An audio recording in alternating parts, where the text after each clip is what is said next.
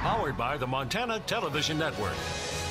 This is the 10 o'clock news on KPAX, Montana's news leader.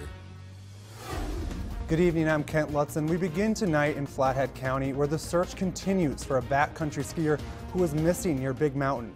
Multiple search and rescue teams have been bearing the cold temperatures and strong winds for the past 30 hours to continue looking for the Flathead resident.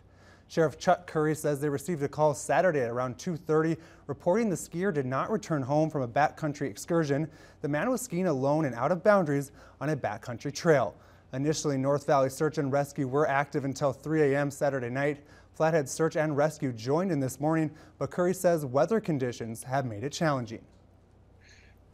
As you can imagine, the weather conditions have made this search pretty challenging for us. We were able to get the tube air rescue helicopter up for a few hours today, but the conditions are pretty extreme up there between the lack of visibility, blowing snow, and high wind.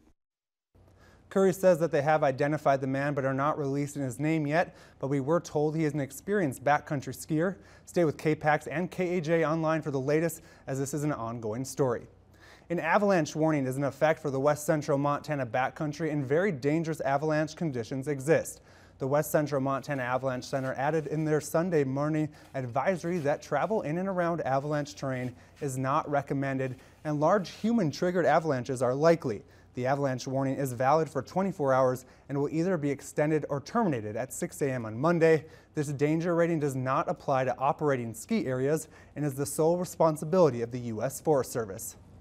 Well, this winter storm left many of us bundled up all weekend, but can we expect more of the same for the next few days? With the very latest, let's go to meteorologist Russ Thomas for his first forecast. Russ?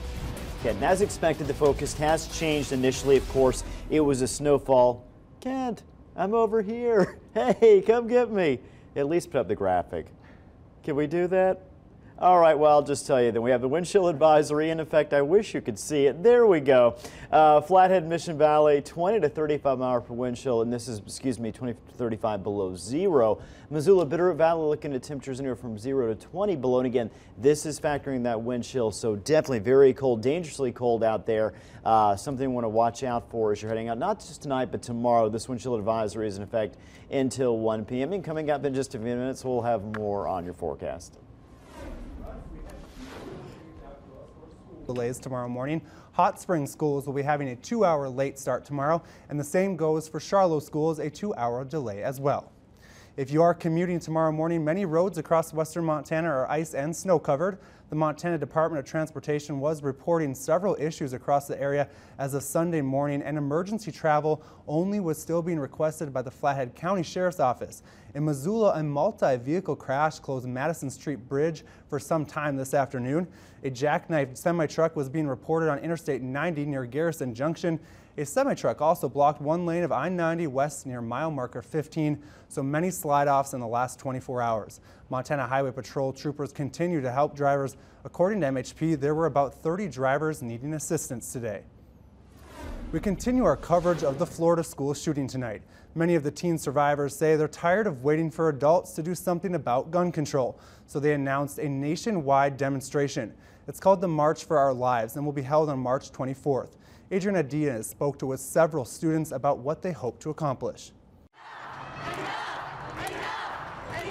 These students, some too young to go to the polls, are using their voices as their vote.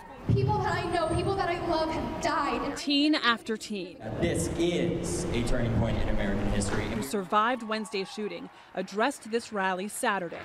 The people in the government who were voted into power are lying to us. And us kids seem to be the only ones who notice. Students like Emma Gonzalez want to stop mass shootings with stricter gun laws, hoping to achieve what adults before them couldn't. It's a shame, but I think it's kind of fallen on the kids to take care of this one. They're a generation now taking a stand on social media and on the streets, even staging a walkout at a nearby Florida school on Friday. I think this is a tipping point. Bob Weiss's daughter was one of 6 students killed by a gunman in 2014 in Isla Vista, California. A lot of times in the wake of a shooting, people are all upset and motivated for about 5 or 6 days. And this is the first time I've ever seen people take to the streets.